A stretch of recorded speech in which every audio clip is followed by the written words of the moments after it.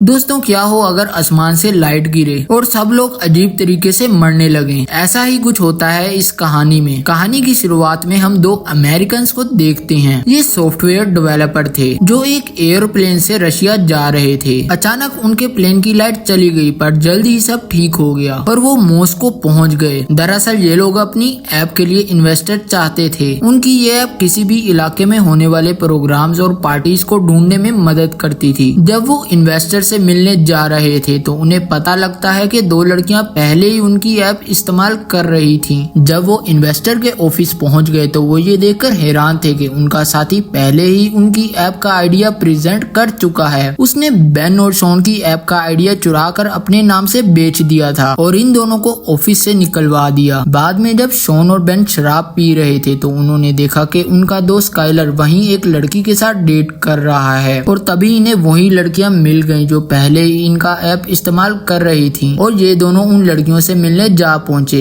उनका नाम एनी और नेटली था। जब ये सेल्फी लेने लगे तो अचानक क्लब की लाइट चली गई और सबके फोन्स भी डेड हो गए। शहर के सभी लोग बाहर आ गए तो उन्होंने आसमान में पीले रंग का बादल देखा और जल्द ही पीली रोशनियां छोटी छोटी बॉल्स की सूरत में जमीन पर आने लगी। सब डर कर पीछे हट गए और वो रोशनी थोड़ी ही देर में गायब होने लगी, लेकिन फिर भी वो कुछ कुछ दिखाई दे रही थी। तभी एक पुलिस वाला उसकी तरफ बढ़ा और उसने अपने डंडे से उसे छूने की कोशिश की तो अचानक उस रोशनी ने उसे जलाकर राख कर दिया। सब ये देखकर भागने लगे और तभी रोशनी वाली बॉल्स ने सैकड़ों लोगों की जानें लेनी शुरू कर दी। सब लोग क्लब में छुप गए, लेकिन इस रोशनी ने सभी क्लब की खिड़कियां तोड़ दी। असल में ये कोई लाइट बॉल नहीं बल्कि अजीबोगरीब क्रिएचर थे जिन्हें इंसानों को छोड़कर सभी व्हाइट दिखाई देता था और वो रोशनी सबको खींचकर राख बनाने लगी। तभी किसी ने शराब में आग लगाकर क्रिएचर की तरफ फेंका और वो आग से डरकर पीछे हट गया। अब स्काइलर क्लब में घुस गया और शान का ग्रुप भी छुपते छुपाते स्टोर रूम में पहुंच गया। बाहर वो रोशनी बेरहमी से लोगों की जान ले रही थी। अचानक कोई दरवाजा पीटने लगा तो नेटली ने देखा कि दरवाजे पर स्काइलर था। उसने स्काइलर को अंदर आने दिया और सभी कई घंटों तक अंदर छुपे रहे, जहाँ कुछ दिनों के लिए जरूरत का सामान मौजूद था और ये लोग अंदर ही रहे। लेकिन कुछ देर बाद ही टेंशन के मारे इनमें आपस में लड़ाइयाँ होने लगी। अब इन्हें छुपे हुए 5 दिन हो गए थे और खाना भी खत्म होने ही वाला था, लेकिन इन्हें पिछले 27 घंटों से बाहर कोई आवाज नहीं आई थी। इसीलिए ये सब बाहर निकल गए और यूएसए एम्बेसी की तरफ बढ़े। बाहर उन्होंने देखा कि हर तरफ सन्नाटा था और पूरे शहर में गाड़ियां खड़ी थीं। ये आगे बढ़ते बढ़ते एक पुल तक पहुँचे जिसके उस पार एम्बेसी थी, लेकिन पुल बीच में से टूटा हुआ था। अब ये लोग आगे बढ़ने लगे और अचानक एक खाली सड़क पे पुलिस की गाड़ी दिखाई दी तो स्काइलर और दोनों लड़कियां पास ही में छुप गए। लेकिन बेन और शॉन गाड़ी की तरफ पहुंच गए और उन्हें गाड़ी में एक नक्शा और बंदूक मिली। तभी उन्होंने देखा कि कुत्ता हवा में एक चीज पर भौंक रहा था और अचानक ही वो जलकर भस्म हो गया। ये देखकर वो सब बुरी तरह डर गए। स्काइलर और लड़कियां पास ही माल में जा छुपे, लेकिन बेन और शॉन गाड़ी के नीचे ही छुप गए। जल्दी वो क्रिएचर गाड़ी के पास आया जिससे गाड़ी के सायरन बजने लगे। वो गाड़ी के पास घूमा लेकिन नीचे छुपे इंसानों को नहीं देख पाया और वहाँ से चला गया। जिसके बाद बेन और शॉन तुरंत अपने दोस्तों के पास पहुँचे और उन्होंने देखा कि एक प्लेन बुरी तरह से वहाँ पर क्रैश हो गया था। स्काइलर ने कहा कि उन्हें यहीं रुककर मदद का इंतजार करना चाहिए, पर बेन और शॉन ने कहा कि अगर उन्हें जिंदा रहना है तो आगे बढ़ते रहना होगा। शॉन ने कहा कि ये क्रिएचर बिजली से घिरा हुआ है और उनके करीब आते ही बिजली से चलने वाली चीजें चलने लगती हैं। अब उन्होंने लाइट बल्ब इकट्ठा करके अपने गले में बांध लिए ताकि जब भी वो क्रिएचर इनके पास आने लगे तो ये लोग चौकन्ना हो जाएं। अब शान ने देखा कि बाहर बल्ब जलने लगे थे, यानी वो क्रिएचर पास ही था और वो कुछ नहीं कर सका और वहीं जम गया। लेकिन हैरानकुन बात ये थी कि वो रोशनी यूं ही उसके पास से गुजर गई। जब नेटली दुकान से भागने लगी तो शॉन ने उसे वहीं रोक लिया और वहीं जम जाने को कहा और वो चीज फिर उन्हें बिना कुछ कहे उनके पास से गुजर गई। और शॉन को समझ आ गया कि ये क्रिएचर कांच के आर पार नहीं देख सकता क्योंकि उसकी बिजली कांच के पार नहीं जा सकती। इसके बाद वो मॉल से निकलकर जैसे तैसे यूएस एम्बेसी पहुंच गए और वो ये देखकर हैरान थे कि पूरी बिल्डिंग ही तबाह बर्बाद हो चुकी है और दरवाजे बिल्कुल ही टूटे हुए थे। तभी स्काइलर को एक राइफल मिल गई और वो दरवाजे की रखवाली करने के लिए रुका और बाकी सब अंदर की तलाशी लेने गए, पर वो बिल्डिंग पूरी तरह खाली थी। फिर वो कंट्रोल रूम में पहुंचे जहां उन्हें इस सारे मामलों की रिपोर्ट्स मिली जिसके मुताबिक तकरीबन पूरी दुनिया पर एलियंस ने अटैक करके कब्जा कर लिया है और इन एलियन से लड़ने का कोई तरीका नहीं था। अब ये सिर्फ अंडरग्राउंड हो सकते थे। वहीं पिंजरे में एक रेडियो था जिसे शान ने ऑन किया, लेकिन उस रेडियो पर रशियन भाषा में एक मैसेज चल रहा था जिसे ये लोग ना समझ सके। अब इन्होंने देखा कि ये रोशनी वाले क्रिएचर शहर में हर जगह तबाही मचा रहे थे और इनकी नजर स्काइलर पर पड़ी जो यूं ही सड़क पर घूम रहा था। शान और बेन उसे बचाने के लिए दौड़े, लेकिन जाने से पहले उन्होंने नक्शा और रेडियो उठा लिया। जैसे ही वो स्काइलर तक पहुंचे तो गाड़ियों की लाइट्स जलने लगी, यानी वो क्रिएचर वहां आ गया था। स्काइलर ने बेन और शान को भागने को कहा और गोलियां चलाकर उस क्रिएचर का ध्यान भटकाने लगा। जल्दी स्काइलर भी मारा गया, लेकिन बेन और शॉन की जिंदगी बच गई। शॉन ने देखा कि दूर से एक बिल्डिंग की लाइट चल रही है और ये सब उस बिल्डिंग में पहुंच गए, पर अंदर पहुंचते ही वीका नाम की एक लड़की ने उन पर बंदूक तान दी। उन्होंने वीका को समझाया कि वो रोशनी के हमले से बचकर यहाँ तक पहुँचे हैं, जिसके बाद वीका उन्हें अंदर ले आई। उन्होंने देखा कि कमरा चारों तरफ से मेटल से एक पिंजरे की तरह ढका हुआ था। वहाँ का मालिक सर्गे था और उसने बताया कि उसने ये कमरा इस तरह डिजाइन किया था कि यहाँ पर कोई बिजली टिक नहीं पाएगी। इस तरह वो उस खतरनाक क्रिएचर से बचे रह सकते हैं। वीका को रशियन आती थी, इसलिए शान ने उसे रेडियो मैसेज सुनाया। वीका ने मैसेज सुनकर बताया कि मॉस्को नदी के नीचे एक सबमरीन है और जितने लोग कल सुबह तक वहां पहुंच जाएंगे उन्हें बचाकर एक महफूज जगह ले जाया जाएगा। फिर सर्गे ने बताया कि सबमरीन को भी इसी कमरे की तरह तैयार किया गया है जिसमें वो रोशनी वाला क्रिएचर नहीं आ सकता। अब सबने मिलकर उस सबमरीन तक पहुंचने का फैसला किया। सबसे पहले वीका, एनी और नेटली जरूरत का सामान ढूंढने के लिए बिल्डिंग से बाहर निकले। उधर सर्गे ने बेन और शान को अपनी बनी हुई बंदूक दिखाई जो इन क्रिएचर्स के चारों तरफ की बिजली की परत को खत्म कर सकती है। जल्दी उस क्रिएचर की नजर इन लड़कियों पर पड़ गई और वो बिल्डिंग में घुस गया। तीनों लड़कियां कमरे की तरफ भागी और किसी तरह बचकर कमरे में घुस गईं, लेकिन जल्दबाजी में दरवाजा ढंग से बंद नहीं हुआ और वो क्रिएचर अंदर घुस गया, जिसे देखकर वो लड़कियां बहुत डर गईं और टेबल के ग्लास के पीछे छुप गईं। तभी सर्गे ने अपनी माइक्रोवेव बंदूक से हमला करके उस क्रिएचर को फ्रीज कर दिया और बिजली के पीछे उस क्रिएचर का असली चेहरा सबको नजर आने लगा, जिससे सबको पता लग गया कि ये बिजली के पीछे छुपे हुए खतरनाक एलियंस हैं जो धरती पर इंसानों का नामो निशान मिटाने आए थे। लेकिन उस गन का असर थोड़ी ही देर तक रहा और उस एलियन ने सर्गे को भी जलाकर मार डाला। वहीं शान और बेन भाग निकले और नेटले ने धमाके के लिए डीजल के टैंक को तोड़ डाला और वो शान के पास पहुंच गई, पर एनी डर के मारे भाग नहीं पाई और उस एलियन ने उसे जलाकर मार डाला। वीका भी सीढ़ियों से उतर गई और बाकी साथियों के साथ भाग गई। जल्दी उनके सामने रशियन पुलिस वाले आए जो कि मेटल से ढके हुए थे, लेकिन वहाँ एलियंस भी आ गए और इन पुलिस वालों ने उन एलियंस पर हमला कर दिया। उन पर गोलियां चलाई और आग उगलने वाली मशीन का इस्तेमाल किया और इस तरह वो उन एलियंस को चोट पहुंचाने में कामयाब रहे। पुलिस वालों ने बताया कि अब भी उन एलियंस को मारने का कोई तरीका नहीं मिला, वो उन्हें सिर्फ डराकर भगा सकते हैं। तभी शान ने देखा कि एक एलियन अपने पीछे एक काला पत्थर छोड़ गया था और शान ने उसे अपने पास रख लिया। इसके बाद पुलिस उन्हें एक खुफिया अड्डे पर ले गई और सब ने एक दूसरे से एलियंस की जानकारी बांटी। सबमरीन वाली बात सुनकर ऑफिसर्स ने कहा कि नदी बहुत दूर है और हर जगह एलियंस फैले हुए हैं, लेकिन वो चारों सबमरीन तक जाना चाहते थे और वो सबमरीन की तरफ निकल पड़े। वो सब ट्रेन की सुरंग से गुजर रहे थे कि अचानक वहाँ भी एलियंस आ गए। अंधेरे में वो लोग जैसे तैसे एलियंस से छुपने लगे, पर वीका एक पिलर के पास फंस गई और बेन ने उसे धक्का देकर एक पटरी की तरफ फेंक दिया, लेकिन एलियन ने बेन को ही जलाकर मार डाला, जिससे शान को बहुत ही गहरा सदमा लगा। पर वो जैसे तैसे आगे बढ़ने लगा और ये सुरंग से बाहर आ गए। आखिरकार वो एक नदी में पहुंच गए जहां वो कश्ती में बैठकर सबमरीन को ढूंढने लगे। सब अपने मरे हुए साथियों के लिए उदास थे, पर अचानक एक पत्थर की वजह से उनकी कश्ती वहीं रुक गई। तब उन्होंने बाहर आकर देखा कि रोशनी का एक बवंडर धरती से मेटल्स और कई चीजें खींच कर ले जा रहा था और उन्हें एहसास हुआ कि एलियंस धरती से मिनरल्स चुराने आए हैं और उनकी नजर सबमरीन पर पड़ी। लेकिन तभी उनके सामने वाली बिल्डिंग टूट गई और उन सब की कश्ती पर गिरने लगी और ये सब पानी में गिर गए, लेकिन ये सब किसी तरह तैर कर सबमरीन तक पहुंच गए। शान ने देखा कि नेटली अब भी गायब थी। उसने कैसे तैसे सबमरीन के कैप्टन को नेटली के लिए थोड़ा इंतजार करने के लिए मना लिया और खुद पुलिस वालों के साथ नेटली को ढूंढने निकल पड़ा। और अब इन्होंने अपने फूंस पटरी के पास फेंक दिए ताकि एलियंस का पता लग सके और उनके फूंस बजने लगे। ऐन मौके पर शान नीचे गिर पड़ा, लेकिन उसने माइक्रोवेव बंदूक से एलियन को हवा में ही फ्रीज कर दिया और पुलिस वालों ने एलियन एलियन पर धमाका करके उसे मार डाला। अब इन्हें एलियंस को मारने का तरीका पता लग चुका था। उन्हें बस एलियंस के आसपास की बिजली को खत्म करके उन्हें मारना था। तभी नेटली को उनकी आवाज सुनाई दी। वो एक बस में छुपी हुई थी और शान उसे बचाने चला गया। दूसरी तरफ पुलिस वालों ने जमीन पर पानी फेंक दिया ताकि माइक्रोवेव बंदूक का असर बढ़ सके। अब एलियंस पानी के पास खड़े थे कि रीका ने वहाँ पर आग लगाकर धमाका कर दिया। पुलिस वालों ने जब माइक्रोवेव बंदूक चलाई तो उन्हें पता लगा वहाँ पर 3 एलियंस थे और उन्होंने एलियंस को मार डाला। उधर शान नेटली तक पहुँचा तो अचानक बस चलने लगी और पता लगा उस बस में एलियन मौजूद था। शान ने उस पर बंदूक चलाई और निशाना चूक गया। एलियन जब नेटली को खींचने लगा तो शान ने माइक्रोवेव बंदूक से उसकी बिजली की ताकत को खत्म कर दिया और एलियन वहीं फ्रीज हो गया। तो शान ने वहीं काला पत्थर निकाल कर उस एलियन को दे मारा और जबरदस्त धमाके से एलियन मारा गया और बस रुक गई। सब खुशी खुशी वापस सबमरीन पर पहुंच गए। तो पुलिस वालों ने वहीं रुककर बाकियों की मदद करने का फैसला किया। तभी सबमरीन निकल पड़ी और नेटली को अपनी माँ का मैसेज दिखा। तभी सबको एक ऐसी खबर सुनाई दी जिसमें कुछ ग्रुप्स मिलकर एलियंस का सामना कर रहे थे और इन सब ने भी एलियंस के खिलाफ जंग में हिस्सा लेने का फैसला किया। दोस्तों, यहाँ तक वीडियो देख ही चुके हो तो वीडियो को लाइक और चैनल को सब्सक्राइब कर दो।